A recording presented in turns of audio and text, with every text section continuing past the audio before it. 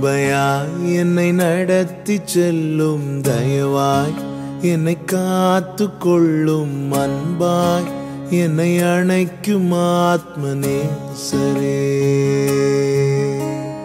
கிருபையாய் என்னை நடத்தி செல்லும் தயவாய் என்னை காத்து கொள்ளும் அன்பாய் என்னை அணைக்கும் ஆத்மநேசரே. உங்களுக்கான இன்றைய வாக்குத்தத்த வசனம். இயேசு கிறிஸ்துவின் இனிய நாமத்தினாலே உங்களை வாழ்த்துகிறேன். கர்த்தர் உங்களை ஆசீர்வதிப்பாராக. இம்மட்டும் நடத்தின எபனேசர் இனிமேலும் கிருபையாய் நடத்துவாராக. 56வது சங்கீதம் 10வது வசனம். தேவனை முன்னிட்டு அவருடைய வார்த்தையை புகழுவேன். கர்த்தரை முன்னிட்டு அவருடைய வார்த்தையை புகழுவேன். கர்த்தருடைய பரிசுத்த நாமத்திற்கு மகிமை உண்டாவதாக. பெலிஸ்தியர் தாவீதை பிடித்த போது தாவீது இந்த சங்கீதத்தை பாடுகிறான். தாவீது இப்பொழுது எங்கே இருக்கிறான் என்றால் பெலிஸ்தியரினுடைய பிடியில் இருக்கிறான். பெலிஸ்தரின் பிடியிலிருந்து தாவீது என்ன சொல்லுகிறான் பார்த்தீர்களா? நான் கர்த்தருடைய வார்த்தையை புகழுவேன், வார்த்தையை புகழுவேன். சத்துருவின் பிடியிலிருந்து அவன் கர்த்தர் தனக்கு தந்த வார்த்தைகளை புகழுகிறான். அதாவது தேவன் தன்னை நம்ப பண்ணின வசனங்களை சொல்லி சொல்லி தேவனுக்கு ஸ்தோத்திரங்களை ஏறெடுக்கிறான், துதிகளை ஏறெடுக்கிறான். இப்படிப்பட்ட தாவீதை தேவன் விட்டு கொடுப்பாரா? எப்படி விட்டு கொடுப்பார்? எனவேதான் சங்கீதத்தில் சங்கீதக்காரன் சொல்லுகிறான், சத்துருக்களின் இஷ்டத்துக்கு என்னை விட்டு கொடுக்கவில்லை. சத்துரு என்னை மேற்கொண்டு என் மேல் மகிழ விட்டாமல் என்னை கை தூக்கி எடுத்தார் என்று சங்கீதங்களிலே பாடுகிறதை நம்மால் பார்க்க முடியும். 18வது சங்கீதத்தில் எல்லா சத்துருக்களின் கையிலிருந்தும் விடுவிக்கப்பட்டதை சொல்லப்பட்டிருக்கிறதை நம்மால் பார்க்க முடியும். இப்பொழுது நாம் எந்த சூழ்நிலையில் இருக்கிறோம்? பல நேரங்களிலே இப்படிப்பட்ட பிடிக்கப்பட்ட சூழ்நிலை அல்லது இறுக்கமான சூழ்நிலைகளிலே தேவன் வார்த்தையை தந்தாலும் அது கேட்கிற மனநிலை இன்று அநேகருக்கு இல்லாமல் இருக்கிறது. என்ன எப்பொழுது இப்படி தானே பேசி கொண்டிருக்கிறார், ஆனால் என் சூழ்நிலை இன்னும் மாறவில்லையே என்ற வேதனையோடும் கலக்கத்தோடும் நம்மை நோக்கி வருகிற அந்த ஜீவனுள்ள வார்த்தை, அந்த விடுவிக்கிற வார்த்தை, அந்த வல்லமை உள்ள வார்த்தை, சர்வத்தையும் மாற்றுகிற வார்த்தை, சர்வத்தையும் தாங்குகிற வார்த்தை, அதை நாம் ஏற்றுக்கொள்ளாமல் போகிறோம். இந்த தவறை ஒரு நாளும் செய்யாதிருங்கள்.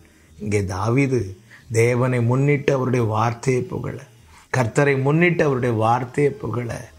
ஆமென். அவன் ஒரு விசாலமான இடத்திலிருந்தல்ல இதை செய்தது, சத்துருவின் பிடியில. பெலிஸ்தியர் தாவீதை பிடித்து வைத்திருக்கிறார்கள். அந்த பிடியில இருந்து அவன் வார்த்தையை சொல்லி சொல்லி மகிமைப்படுத்துகிறான், வார்த்தையை சொல்லி சொல்லி மகிமைப்படுத்துகிறான். இப்படி மகிமைப்படுத்துகிறதுனால இந்த வார்த்தை என்ன தெரியுமா? பட்டயம். இந்த வார்த்தையின் வல்லமைக்கு முன்பதாக எந்த வல்லமைக்கு நிற்க முடியாது. ஆண்டவராக இயேசு கிறிஸ்துவின் இடத்துல கெத்செமனே தோட்டத்தில் வைத்து சேவகர்கள் பிடிக்க வராங்க. வந்து தேடிக்கொண்டிருக்கும் போது இயேசு கேட்கிறார், யாரை தேடுகிறீர்கள் என்று.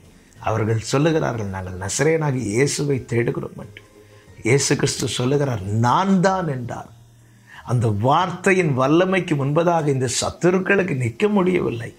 அத்தனை பேரும் கீழே விழுந்தார்கள். ஒரே வார்த்தை, அத்தனை பேரும் கீழே விழுந்தார்கள்.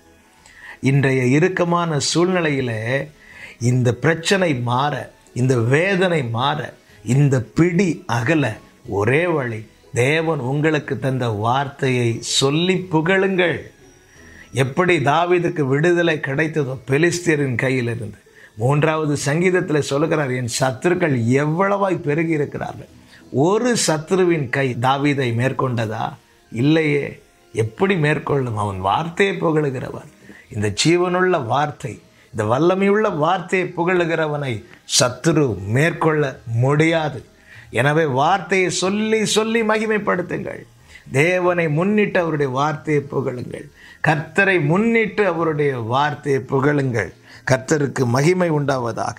9வது வசனத்திலே சொல்லப்பட்டிருக்கிறது, நான் உம்மை நோக்கி கூப்பிடும் நாளில் என் சத்துருக்கள் பின்னிட்டு திரும்புவார்கள். ஹல்லேலூயா. 57வது சங்கீதம் 6வது வசனத்திலே சொல்லப்பட்டிருக்கிறது, எனக்கு முன்பாக குழியை வெட்டி அதன் நடுவிலே விழுந்தார்கள். நான் விழுந்தேன் என்றல்ல, யார் குழி வெட்டினாங்களோ அவங்க விழுந்தாங்க. காரணம், நான் தேவனை முன்னிட்டு அவருடைய வார்த்தையை புகழுகிறவன், கர்த்தரை முன்னிட்டு அவருடைய வார்த்தையை புகழுகிறவன். உங்கள் வாயில் அவரை துதிக்கும் துதி இருக்கட்டும். அவர் தந்த வார்த்தையை புகழுங்கள். யார் வார்த்தையை புகழுகிறார்களோ, அதாவது வசனத்தை யார் புகழுகிறார்களோ அவர்கள் கிறிஸ்துவை புகழுகிறார்கள். கிறிஸ்துவை யார் புகழுகிறார்களோ அவர்களே தேவனுக்கு ஏற்ற சரியான பலியை செலுத்துகிறவர்கள். கர்த்தர் உங்களை ஆசீர்வதிப்பாராக. ஜெபிக்கலாமா? நல்ல தகப்பனே, இரக்கமுள்ள பிதாவே, நீர் எங்களுக்கு தந்த நல்ல வார்த்தைகளுக்காய் ஸ்தோத்திரம். பல நேரங்களில் அதை நாங்கள் மறந்து விடுகிறோம். எங்களை தயவாய் மன்னியும். பெலிஸ்தர் பிடியில் இருக்கும் போதும் தாவீது உம்மை முன்னிட்டு உம்முடைய வார்த்தையை புகழ்ந்தானே, அப்படிப்பட்ட அனுபவத்தில் எங்களை நடத்தும். எப்பொழுதும் எங்கள் வாயில் உம்மை துதிக்கும் துதி இருப்பதாக இயேசு கிறிஸ்துவின் நாமத்தில் பிதாவே, ஆமென்.